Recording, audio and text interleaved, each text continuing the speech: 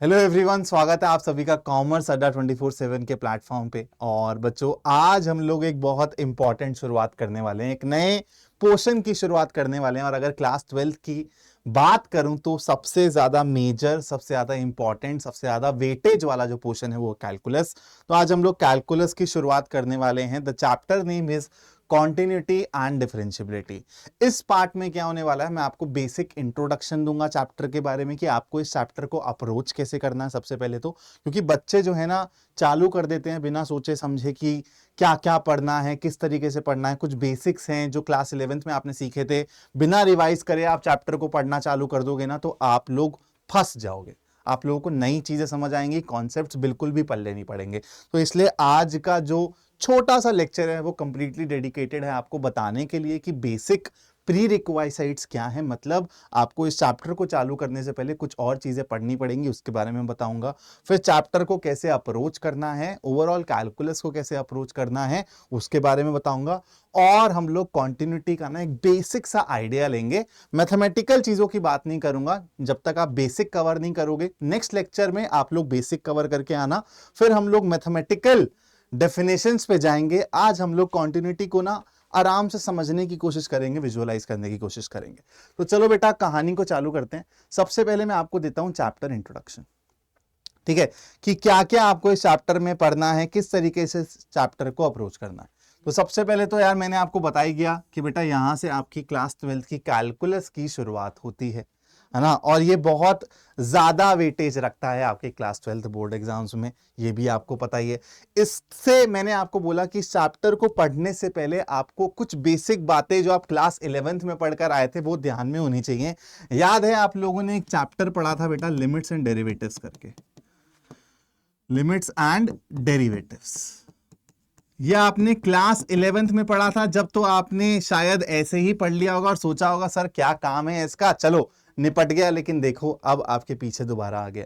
तो आपको basic limits के बारे में और डेरिवेटिव्स के बारे में जो आप पढ़कर आए थे, पॉलिनोमियल फंक्शंस के डेरिवेटिव्स कैसे निकालते हैं, और फिर ट्रिग्नोमेट्रिक फंक्शंस की डिफरेंशिएशन कैसे होती है, ये सब बातें आप लोगों को जो पहले आप सीख कर आए हो आपको दोबारा से रिवाइज करनी पड़ेंगी। क्योंकि आई एम श्योर आप में से 50-60% जनता ऐसी होगी जिन्होंने नहीं पढ़ी होंगी उस वक्त चीजें ध्यान से, और अगर पढ़ी भी होंगी तो अब सब कुछ बंटाधार होगा। और अगर आपने ये बेसिक चीजें नहीं पढ़ी और चैप्टर डायरेक्टली चालू कर दिया तो बेटा आप लोग क्वेश्चंस में फंसोगे, ठीक है। तो इसलिए इस चैप्टर को पढ़ने से पहले आपको क्लास 11th का लिमिट्स एंड डेरिवेटिव्स रिवाइज करना पड़ेगा। नेक्स्ट लेक्चर में जब हम लोग मिलेंगे तो मैं एक्सपेक्ट कर रहा हूं कि आप लोग बेटा लिमिट्स एंड डेरिवेटिव्स पढ़कर आओगे, बेसिक लेवल पे, एनसीईआरटी लेवल पे पढ़कर आना, ताकि आपको चीजें और बेटर तरीके से समझ आए, ठीक है। तो रिवाइज करके अपन लोग नेक्स्ट क्लास में मिलेंगे। नेक्स्ट क्लास में हम लोग मैथमेटिकल डेफिनेशंस वगैरह जो हैं वो सब बात पे आएंगे, ताकि आप लोगों को समझने में इजी हो अगर आप रिवाइज करके आओगे तो। उसके बाद बेटा हम लोग क्या क्या पढ़ने वाले हैं, हम लोग कॉन्सेप्ट ऑफ कॉन्टिन्यूटी पढ़ेंगे, डिफरेंशिएबिलिटी पढ़ेंगे, और ये दोनों आपस में रिलेट कैसे होती हैं ये चीजें पढ़ेंगे इस चैप्टर के अंदर। उसके बाद बेटा हम लोग क्या पढ़ेंगे, differentiation of inverse trigonometric functions. याद है आपने एक चैप्टर पढ़ा है क्लास 12 में, inverse ITF, inverse trigonometric functions. तो अब उसकी डिफरेंशिएबिलिटी की भी हम लोग बात करेंगे। उसके साथ साथ हम लोग कुछ नए फंक्शंस पे जाएंगे, एक्सपोनेंशियल फंक्शंस और लॉग फंक्शंस, लॉगरिथमिक फंक्शंस, ठीक है। बहुत इंपॉर्टेंट है ये दोनों के दोनों, कंपटीशन पॉइंट ऑफ व्यू से भी बहुत इंपॉर्टेंट है और बोर्ड पॉइंट ऑफ व्यू से भी बहुत इंपॉर्टेंट है बच्चों। और फिर हम लोग देखेंगे कैसे हम लोग लॉगरिथमिक फंक्शन को यूज करते हैं as a powerful technique for differentiation. तो ये चीज भी हम लोग इसी चैप्टर में पढ़ेंगे। फिर एंड में हम लोग कुछ इंपॉर्टेंट थ्योरम्स भी पढ़ेंगे जो आपके लिए बहुत ज्यादा इंपॉर्टेंट होगा समझना, क्योंकि यहां से सबसे ज्यादा क्वेश्चंस पूछे जाते हैं। और अगर मैं ओवरऑल डिफिकल्टी लेवल की बात करूं बेटा चैप्टर के, तो ओवरऑल जो डिफिकल्टी है ना वो मॉडरेट है। लेकिन ये आपको टफ लग सकता है अगर आप इस चैप्टर को या फिर कैलकुलस को ढंग से अप्रोच नहीं करोगे। अप्रोच कैसे करना पड़ेगा भाई, सबसे पहले तो अपने बेसिक्स को मजबूत करना पड़ेगा। बेसिक चीजें आनी चाहिए आपको, चाहे वो ग्राफ हो जाए, चाहे वो आपको लिमिट्स की समझ हो, ये सब बेसिक बातें हैं, ठीक है। तो ये सब बातें आपको समझनी पड़ेंगी। और अभी रिसेंटली मतलब मैं अभी ग्राफ से रिलेटेड एक सेशन भी डालने वाला हूं, बेसिक लॉग से रिलेटेड भी एक वन शॉट डालने वाला हूं, तो वहां से भी आप लोगों को हेल्प मिलेगी कैलकुलस पोर्शन को समझने में। ठीक है, और तरीका क्या है बेटा, अप्रोच क्या रहनी चाहिए इस चैप्टर को पढ़ने की। आपको दिखेगा कि यार चैप्टर्स ना बहुत बड़े बड़े हैं, 50-50 60-60 पेजेस के आपको चैप्टर दिख रहे होंगे। आपको लगेगा सर इतने सारे सब टॉपिक्स हैं, मैं आगे वाली चीज पढ़ता हूं तो पीछे वाली चीज भूल जाता हूं। बहुत ऑब्वियस है, आप लोग ये फेस करोगे। तो उसके लिए बेस्ट क्या है बेटा, हम लोग इन चैप्टर्स को ना टाइप में डिवाइड करके पढ़ेंगे। कि जैसे मान लो हम लोग डिफरेंशिएशन पढ़ रहे हैं, फिर डिफरेंशिएशन में हम लोग डिफरेंट टाइप्स पढ़ते हैं कि यार इस तरीके से क्वेश्चन आए तो कैसे करना है, इस तरीके से क्वेश्चन आए तो कैसे करना है, इसके लिए अलग मेथड, इसके लिए अलग मेथड। तो उनको हम ना टाइप वाइज कैटेगराइज कर देंगे। हम लोग अपने कॉन्सेप्ट्स को जब अप्लाई करने जाएंगे क्वेश्चंस में ना, तो टाइप वाइज हम उसको कैटेगराइज कर देंगे। वहां से हम लोगों को ना बेटर तरीके से समझ आ जाएगा, एक कंपार्टमेंटलाइज हो जाएगा हमारे दिमाग में ना, कंपार्टमेंट बन जाएंगे अलग अलग कि अच्छा ठीक है, देखते ही समझ आ जाएगा कि इस टाइप का क्वेश्चन है तो चलो फटाफट से ये तरीका है, इस टाइप का क्वेश्चन है तो फटाफट से ये तरीका है। अगर इस टाइप से हम लोग पढ़ते हैं, टाइप वाइज चीजों को बना के पढ़ते हैं, तो बेटा हमारा जो ये चैप्टर है और पूरी कैलकुलस है हम लोगों को बहुत आसान लगेगी। ठीक है, तो ये तो हो गया बेटा एक बेसिक इंट्रोडक्शन चैप्टर का, आपको कैसे इस चैप्टर को अप्रोच करना है। अब हम लोग क्या करते हैं, और मैंने क्या बोला, आज मैं कॉन्सेप्ट्स नहीं चालू कर रहा हूं, आज मैं मैथमेटिकल डेफिनेशंस या फिर आपको कॉन्सेप्ट नहीं सिखाने वाला हूं। मैंने आपको एक तो प्री रिक्विजिट्स बता दिए, अप्रोच बता दी, इस चैप्टर की, चैप्टर में क्या क्या पढ़ना है वो बता दिया। अब हम लोग कॉन्टिन्यूटी को समझने की कोशिश करते हैं बिना मैथ्स वाला दिमाग लगाए। ठीक है, बिना मैथ्स वाला दिमाग लगाए हम लोग कॉन्टिन्यूटी को समझने की कोशिश करते हैं। तो बेटा अगर मैं आपको बोलता हूं कि कॉन्टिन्यूटी का मतलब क्या होता है, और आपको बिल्कुल भी मैथमेटिक्स के पॉइंट ऑफ व्यू से आंसर नहीं देना है, एक सिंपल सा अंग्रेजी का वर्ड है कॉन्टिन्यूटी, तो आपको बताना है कि कॉन्टिन्यूटी का मतलब आपके अकॉर्डिंग क्या होता है। तो आप बोलोगे सर जो चीज कॉन्टिन्यूअस हो, है ना, समथिंग दैट इज कॉन्टिन्यूअस। मैं बोलूंगा ठीक है, समथिंग दैट इज कॉन्टिन्यूअस। अब हम लोग इस चीज को थोड़ा सा विजुअलाइज करते हैं। ठीक है, अगर मैं आप लोगों को बोलूं कि एक मैं ऐसा कुछ ग्राफ बना लेता हूं, तो आप लोग बोलोगे हाँ सर ये ना कॉन्टिन्यूअस टाइप का दिख रहा है। आप लोग बोलोगे कि हाँ सर ये कॉन्टिन्यूअस टाइप का दिख रहा है, कोई ब्रेक नहीं आया, कोई डिसकॉन्टिन्यूटी नहीं आई। ठीक है, फिर मैं आप लोगों को एक दूसरी चीज बना के देता हूं। ऐसा कुछ इमेजिन करो आप, ऐसा कुछ जा रहा है, कोई किसका ग्राफ है, क्या ग्राफ है, वो सब छोड़ दो। अभी हम लोग मैथ्स को एकदम साइड में रख दिए हैं, मैथ से हमारा कोई मतलब नहीं है। हम लोग अभी सिर्फ और सिर्फ कॉन्टिन्यूटी को समझने की कोशिश कर रहे हैं, कॉन्टिन्यूटी को विजुअलाइज करने की कोशिश कर रहे हैं। तो आप बोलोगे हाँ सर, अगर मैं यहां से पेन चलाना चालू करता हूं और यहां तक मेरे को पहुंचना है, ध्यान से समझना जो मैं वर्ड्स बोल रहा हूं, बहुत आराम से पकड़ना, कि अगर मैं यहां से अपनी जर्नी चालू करता हूं और मेरे को यहां तक पहुंचना है, तो सर अगर मैं ऐसी डायरेक्शन में जाऊंगा ना, तो मेरे को एक बारी भी पेन उठाने की जरूरत नहीं पड़ेगी। क्या बोला मैंने, मैं बिना पेन उठाए यहां से लेके यहां तक पहुंच सकता हूं, है ना। अब आप लोगों को याद है बेटा, आप लोग को याद है हम लोग ना बचपन में एक गेम खेलते थे। कौन सा गेम खेलते थे, ऐसे बहुत सारी डॉट्स होती थी, है ना, ऐसे बहुत सारी डॉट्स होती थी। मैं कुछ डॉट से आपको ना विजुअलाइज करा देता हूं, आपको याद आ जाएगा। ये क्विज की तरह हम लोग खेलते थे आपस में, और फिर हम लोग बोलते थे अच्छा एक बात बता, अगर तेरे को यहां से लेके यहां तक आना है तो क्या तू बिना पेन उठाए आ सकता है, और तू मैक्सिमम इतने डॉट्स का सहारा ले सकता है। याद है आपको, हम लोग क्या करते थे, अच्छा ठीक है ये कर दिया, फिर ये कर दिया, फिर ये कर दिया, फिर ये कर दिया। तो आप देखो मैंने जर्नी में ना एक बारी भी पेन नहीं उठाया। आपको याद होंगे इस टाइप के गेम्स हमने खेले हैं। मैं इसको बार बार एम्फसाइज कर रहा हूं, पेन नहीं उठाया, पेन नहीं उठाया। अब मैं आपको एक और चीज यहां पे बना के दिखाता हूं। मैं बोलता हूं कि चलो यार मैं पहले यहां से यहां चला गया, फिर मैंने क्या किया बेटा, यहां पे पेन उठा के यहां से मैं ऐसे चला गया। तो आप बोलोगे सर ये वाला जो पॉइंट है ना, मतलब अब देखो अगर यहां पे एक आप कार्टेशियन सिस्टम को इमेजिन करोगे तो ये कोई पर्टिकुलर एक्स पे आएगा, इस पर्टिकुलर एक्स पे सर आपकी ना डिसकंटिन्यूटी हो गई। आपने यहां से लेके यहां तक गाड़ी स्मूथली चलाई, फिर आप ऊपर चले गए, पेन उठाना पड़ा आपको, और फिर आप ऐसे स्ट्रेट चले गए। दिख रहा है आपको। तो आप मेरे को देख के बताओ क्या जो ये वाला जोन था इसमें हमारा पेन उठ गया या नहीं उठ गया, है ना, पेन उठ गया या नहीं उठ गया।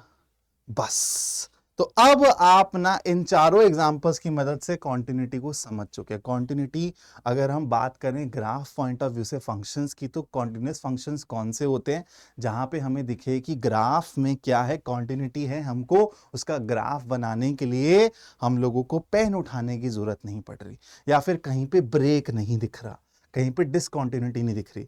अब जैसे अगर मैं इस ग्राफ की बात करूं तो मैं बोलूंगा इस पॉइंट पे ये ग्राफ ना डिसकंटिन्यूस हो गया, यहां से लेके यहां तक कॉन्टिन्यूस था, यहां से लेके यहां तक कॉन्टिन्यूस था, इस पॉइंट पे इसको डिसकंटिन्यूटी ने छेड़ दिया।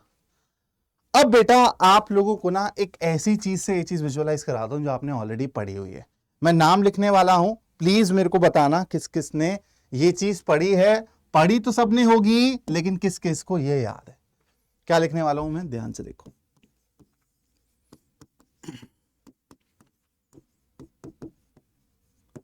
ग्रेटेस्ट इंटीजर फंक्शन याद है, इसको बहुत नामों से बुलाया जाता है। इसको बॉक्स फंक्शन भी बोला जाता है, इसको स्टेप अप फंक्शन भी बोला जाता है। अगर आपने मेरे से पढ़ा है तो आपको पता है कि ये फंक्शन को हम लोग कैसे डिफाइन करते हैं। सबसे पहले तो इसका सिंबल क्या होता है बेटा, कि आप अपने वेरिएबल को बॉक्स के अंदर डाल देते हो, ये इसका नोटेशन है, सिंबल है।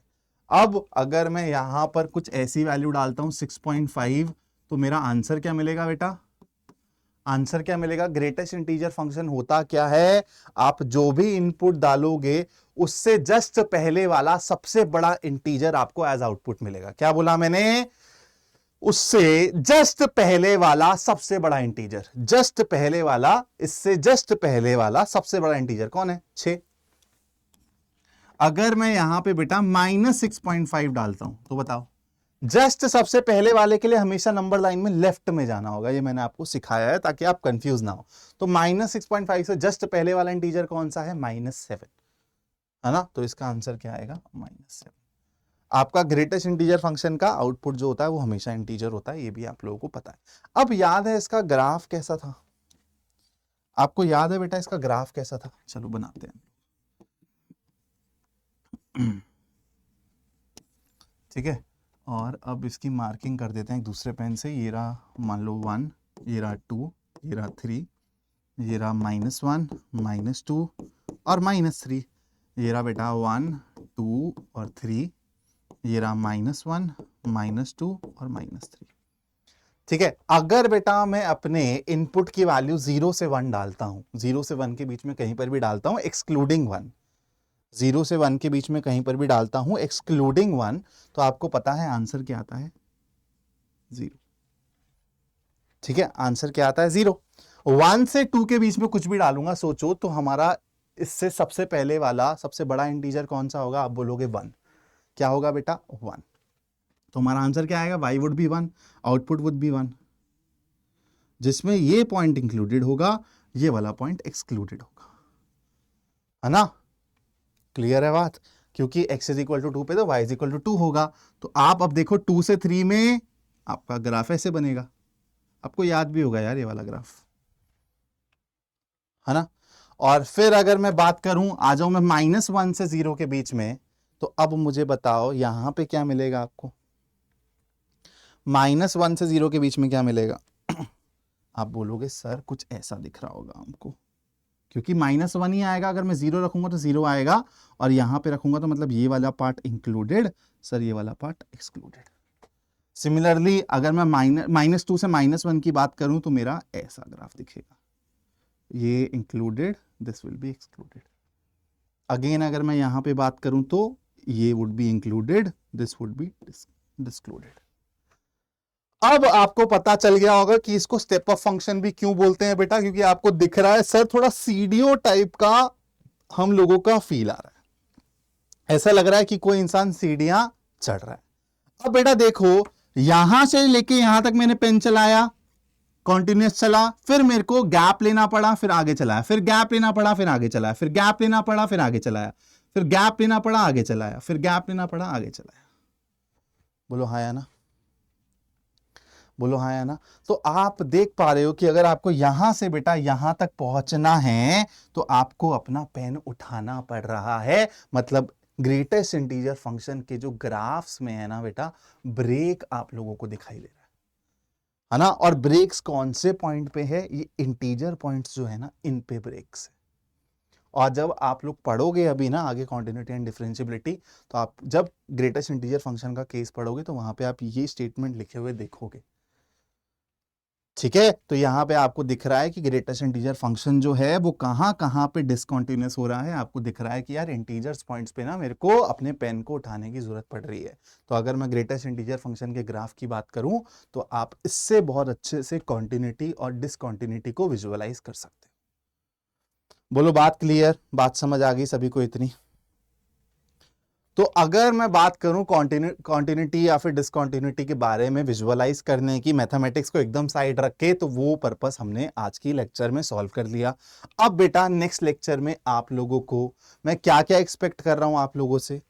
एक तो आप क्लास 11th में लिमिट्स एंड डेरिवेटिव्स को अच्छे से रिवाइज करके आओगे, उसके बिना बेटा काम नहीं चलेगा।